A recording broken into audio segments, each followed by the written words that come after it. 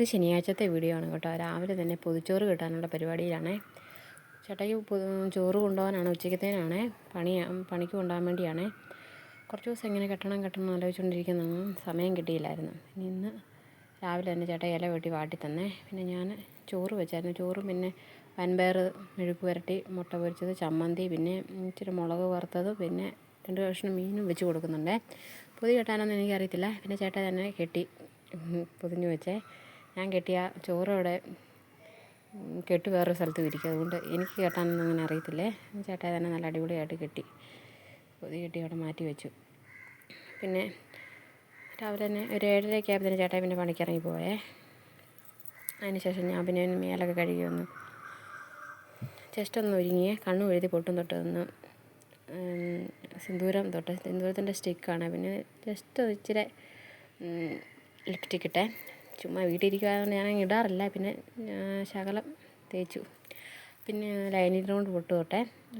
സാധാ അല്ലാത്ത പൊട്ടാണ് തൊടുന്നത്. പിന്നെ ഇടയ്ക്കൊക്കെ അങ്ങനെ തൊടും. പിന്നെ ബോഡി ലോഷനാണ്, മറ്റേ ഹണിയുടെ ബോഡി ലോഷനാണ് തേക്കുന്നത്. നല്ല മണമാണ് ഇത് എടുക്കുമ്പോൾ. മീഷോയിൽ നിന്ന് മേടിച്ച കോംബോ ഓഫറിൽ മേടിച്ചാണ്. അടിപൊളി സാധനമാണ്. ഇടുമ്പോഴത്തേന് നല്ലൊരു ഒരു കൂളിങ് അനുഭവപ്പെടുന്നുണ്ട് ശരീരത്തിൽ. നല്ല കഴുത്തിലൊക്കെ ഞാൻ തേച്ചേ. പിന്നെ രാവിലെ തന്നെ കുറച്ച് തുണി അലക്കിയിട്ടുണ്ടായിരുന്നു. അത് വിരിക്കാൻ പോയപ്പോൾ എൻ്റെ നൈറ്റിയുടെ പള്ളി കഴിഞ്ഞ് കിടക്കും. പിന്നെ അതൊന്ന് കെട്ടി ഒതുക്കി വെച്ചു. ചേട്ടായുടെ തുണിയും പിന്നെ കുറച്ച് കുഞ്ഞിൻ്റെ തുണിയെല്ലാം ഉണ്ടായിരുന്നേ. അതെല്ലാം അലക്കി അങ്ങ് വിരിച്ചിട്ടു. മുട്ടിന് വേദനയായിട്ടിരിക്കുന്നതുകൊണ്ട് പാടാണ്. എന്നാലും പിന്നെ ചെയ്യാതിരിക്കാൻ പറ്റില്ലാത്തതുകൊണ്ട് ഞാൻ തന്നെ രാവിലെ തന്നെ അങ്ങ് ചെയ്യുവേ. പിന്നെ കയറി വന്നിട്ട് പിന്നെ അടുത്ത പണി എന്നാന്ന് വെച്ചാൽ പെരയ്ക്കാവൊക്കെ ഒന്ന് തുടയ്ക്കണം. അടുക്കളയും തിണ്ണയും ഒക്കെ ഒന്ന് തുടച്ചിടുമായിരുന്നേ. അടുക്കളയിൽ ഫ്രണ്ടിൽ തിണ്ണയിൽ വെള്ള ടൈലായതുകൊണ്ട് പെട്ടെന്ന് ചെളി കയറി പിടിക്കും. അത് പിന്നെ തുടച്ചിട്ടില്ലെങ്കിൽ വൃത്തികേടാണ് കാണാനേ. എനിക്ക് വയ്യ, ചെയ്യാനൊന്നും പറ്റുകയില്ല. എന്നാലും ചെയ്യാതിരിക്കാൻ പറ്റുകയില്ല. പിന്നെ ഞാനങ്ങ് ചെയ്യും. എന്നാലും എനിക്കൊരു മനസ്സിനൊരു തൃപ്തിയാകത്തുള്ളൂ. അങ്ങനെ എന്നാ പണിയാണേലും രാവിലെ വൃത്തിയാക്കിയില്ലെങ്കിൽ എനിക്ക് ഭയങ്കര സമാധാനക്കേടാണേ. പിന്നെ കയറി വന്ന് ഹാളൊന്ന് തുടച്ചു. ഹാള് തന്നെ തുടച്ച് കഴിയുമ്പോൾ ഒരു 10 മിനിറ്റ് എടുക്കുവേ. കാരണം ഇച്ചിരി ലെങ്ത് ഉണ്ട് ഹാളിന്. കാലും മേലാത്തതുകൊണ്ട് അങ്ങനെ ഓടി നടക്കത്തില്ല, പതുക്കെയാണ് ചെയ്യുന്നത്. അതിന് ശേഷം പിന്നെ ഞാൻ അടുക്കളയിലോട്ട് പോയി. അടുക്കളയൊക്കെ തുടച്ച് വൃത്തിയാക്കിയിട്ട്, കാരണം കുഞ്ഞിനെ എപ്പോഴും അടുക്കളയിലാണേ. എൻ്റെ പുറകിൽ നിന്ന് പറയില്ല, എന്നാ പണി ചെയ്യാൻ വന്നാലും എൻ്റെ പുറകെ വന്നിരിക്കും. അതുകൊണ്ട് ഞാൻ എല്ലാ ദിവസവും അടുക്കളയും തിണ്ണ ഞാൻ തുടച്ചിടുവേ. വേറെ ഒരു മുറി തുടയ്ക്കാൻ പറ്റിയില്ലെങ്കിലും പിന്നെ ബക്കറ്റ് മറ്റേ വാഷ് ബേസിൻ്റെ അടിയിലൊക്കെ ഇച്ചിരി വെള്ളം ചാടുന്നുണ്ട്. അവിടെ എല്ലാം നല്ല വൃത്തിയാക്കി തുടച്ചിട്ടു. പിന്നെ പാത്രം ഇവിടെ അടുക്കളയിലാണെങ്കിലും വലിയ സൗകര്യമൊന്നും ഇല്ലാത്ത അടുക്കളയാണേ. ഒത്തിരി സൗകര്യമൊന്നുമില്ല. പാത്രം വെക്കുന്ന സ്റ്റാൻഡൊക്കെ ഞാൻ നിലത്താണ് പിന്നെ വെച്ചിരിക്കുന്നത്. ഞാൻ അതെല്ലാം മാറ്റിയിട്ട് പിന്നെ അവിടെയൊക്കെ തുടച്ചിട്ടിട്ട് പിന്നെ തുടയ്ക്കുന്ന സാധനം ഞാൻ പുറത്തോട്ട് വെച്ചേ. പിന്നെ ഞാൻ കുഞ്ഞിന് പഴവും ക്യാരറ്റും കൂടെ പുഴുങ്ങാൻ വെച്ചു. ഇത് അരച്ചാണ് കൊടുക്കുന്നത് മിക്സിയിലെ. പിന്നെ ഇതാണ് വീടിൻ്റെ പുറകുവശവേ. ഇവിടെ പീനട്ട് ബട്ടറും പിന്നെ ചിലമ്പപ്പുളിയും പ്ലാവും വാഴയും പിന്നെ കപ്പളവും പിന്നെ മുരിങ്ങ നിറച്ച് മുരിങ്ങക്ക വിളഞ്ഞ് നിൽപ്പുണ്ടേ. കഴിഞ്ഞ ദിവസം പറിച്ചപ്പോൾ ഇത്തിരി വിളഞ്ഞതല്ല, മൂക്കാറായിട്ടില്ല. കഴിഞ്ഞ ദിവസം പറിച്ചപ്പോഴാണെങ്കിലും കറി വെച്ചപ്പോഴാണെങ്കിലും ശരിക്കും മൂത്തിട്ടില്ലായിരുന്നേ. അത് ഇനി പറിക്കാറായി കഴിയുമ്പോൾ അതിൻ്റെ വീഡിയോ ഞാൻ ചെയ്യാവേ. പിന്നെ ചക്ക 5-6 നിൽപ്പുണ്ട്. അതിൽ ഒരെണ്ണം വിളഞ്ഞ് വരുന്നുണ്ട്. അത് ഇടയ്ക്കിടയ്ക്ക് ഞാൻ പോയി നോക്കാറുണ്ട്. പിന്നെ കാന്താരി മുളക് 2 സൈസ് മുളക് നിൽപ്പുണ്ട്. പിന്നെ താഴത്തെ വീടിൻ്റെ മുറ്റത്ത് നിൽക്കണം. പക്ഷേ ഇല മുഴുവൻ ഇങ്ങോട്ടാണ് നിൽക്കുന്നതുകൊണ്ട് നമുക്ക് കുമ്പളപ്പം ഉണ്ടാക്കാനും പറിക്കാൻ എളുപ്പമുണ്ട്. വേറെ എങ്ങും പോകണ്ട അന്വേഷിച്ച്. അതിന് ശേഷം പിന്നെ ഞാൻ കയറി വന്ന് പിന്നെ ഒരു ഗ്ലാസ് ചായ കുടിച്ചേ. ഒരു ബിസ്ക്കറ്റും കഴിച്ചു. ഇത്രയും പണിയൊക്കെ ചെയ്യുമ്പോഴത്തേന് ഇടയ്ക്ക് ഞാൻ ഓരോ കട്ടനൊക്കെ ഇട്ട് കുടിക്കാറുണ്ടേ. ഇവിടെ ഭയങ്കര ചൂടാണ്. ഇവിടെ ഇടയ്ക്കിടയ്ക്ക് വെള്ളം കുടി എല്ലാം ഉണ്ട്. രാവിലെ കുളിച്ചെന്ന് പറഞ്ഞിട്ടും കാര്യമില്ല.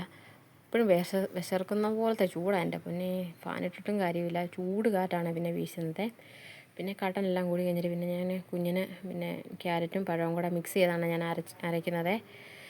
പിന്നെ കുഞ്ഞിന് ഞാൻ കുടിക്കാൻ വേണ്ടി ചൂടുവെള്ളം ഞാൻ തിളപ്പിച്ച് വെക്കുന്നത് ഫ്ലാസ്കിലെ.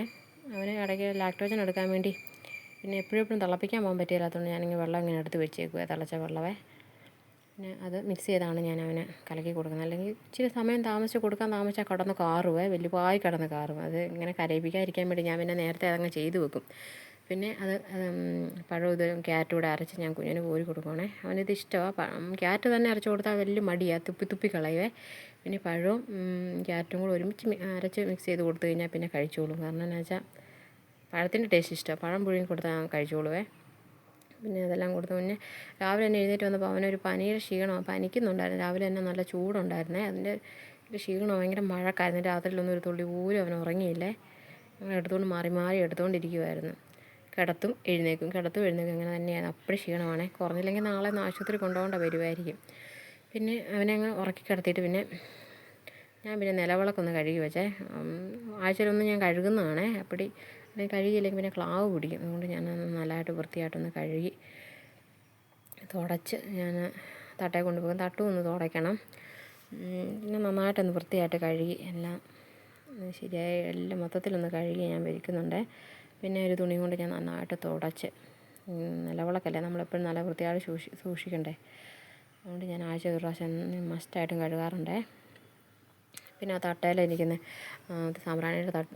സാമ്പ്രാണിത്തിരി കത്തിക്കുന്ന ആ സാധനം, പിന്നെ ലാമ്പും അതും ഇതൊക്കെ ഉണ്ടായി, വിളക്ക് തിരി എല്ലാം ഒന്ന് മാറ്റിയിട്ട് അവിടെ എല്ലാം ഒന്ന് വൃത്തിയായിട്ട് തുടച്ചിട്ടില്ല. എന്നാണെന്നറിയോ, ഈ സാമ്പ്രാണി കത്തിക്കുന്നതിൻ്റെ പൊടിയെല്ലാം അവിടെ ചാടി ഇങ്ങനെ കിടക്കുവേ. അതുകൊണ്ട് നല്ല വൃത്തിയായിട്ട് ഇടയ്ക്കിടയ്ക്ക് ഞാൻ തുടച്ചിടാറുണ്ട്. പിന്നെ അതെല്ലാം എടുത്ത് നിലവിളക്കും തുടച്ച് അവിടെ എടുത്ത് വെച്ചു, തട്ടയിലെടുത്ത് വെച്ചേ. പിന്നെ ഞാനൊരു സിനിമ കണ്ടു. ഇത് അജു വർഗീസിൻ്റെ സിനിമയാണ്. അതിൻ്റെ പേര് ഞാൻ മറന്നുപോയി. ഇന്നലെ കണ്ടതാണ്, രാവിലെ ഇപ്പോൾ കണ്ടതാണ്.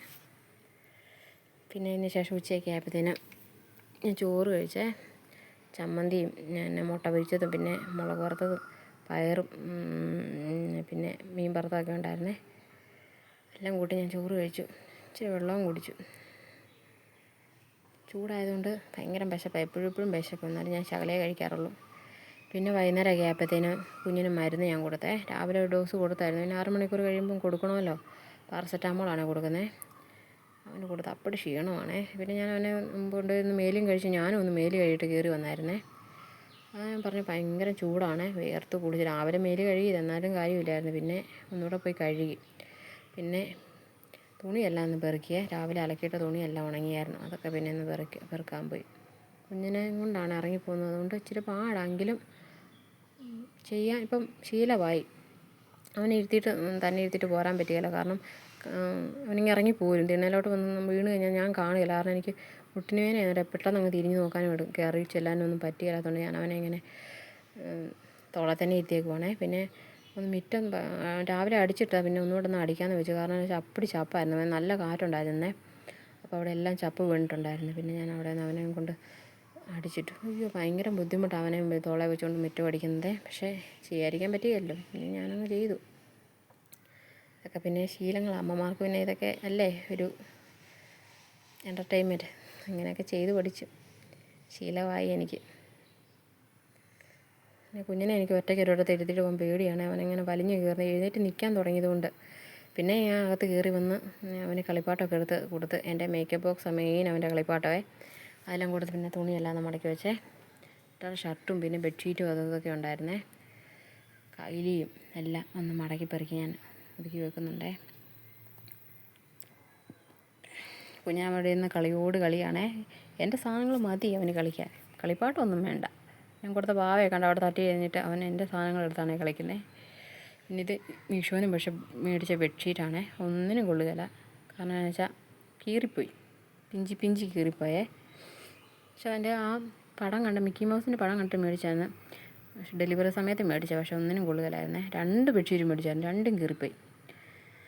പിന്നെ വൈകുന്നേരമൊക്കെ ആയപ്പോഴത്തേനും ഞാൻ വിളക്ക് വെച്ചാൽ കറണ്ട് പോവുകയും വരികയും എന്ന്. മഴയും പെയ്തായിരുന്നു എൻ്റെ ഇടയ്ക്ക്, ഇടിയും മുഴങ്ങുന്നുണ്ടായിരുന്നു. പിന്നെ കുഞ്ഞിനെ അവിടെ ഇരുത്തിയിട്ട് പിന്നെ ഞാൻ വിളക്കെല്ലാം വെച്ച് അതിന് ശേഷം പിന്നെ ചേട്ടായി കടയ്ക്ക് പോയിട്ട് വന്നപ്പോഴത്തേന് കുറച്ച് സാധനങ്ങളൊക്കെ മേടിച്ചുകൊണ്ട് വന്നിട്ടുണ്ടായിരുന്നേ. പുട്ടുപൊടിയും പിന്നെ ചിക്കനും പച്ചമുളകും പിന്നെ കുരുമുളക് പൊടിയും കുറച്ച് സാധനങ്ങളൊക്കെ മേടിച്ചിട്ടുണ്ടായിരുന്നേ. പിന്നെ മഞ്ഞൾപ്പൊടി, മുളക് പൊടി, പിന്നെ കുറേ സാധനങ്ങൾ തീർന്നിരിക്കുമായിരുന്നു. അതെല്ലാം പോയി മേടിച്ചുകൊണ്ട് വന്നിട്ടുണ്ടായിരുന്നു. അതെല്ലാം പിന്നെ ഞാൻ ടിന്നിലോട്ട് ഇട്ട് വെച്ചേ.